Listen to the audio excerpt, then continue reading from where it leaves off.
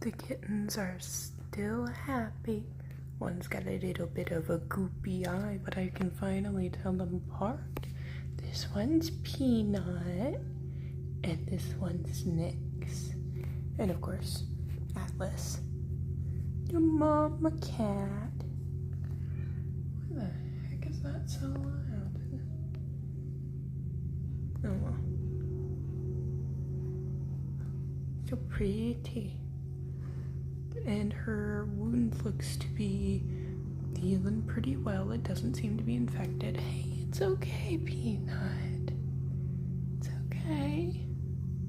And as you can see, she likes me. They're beautiful.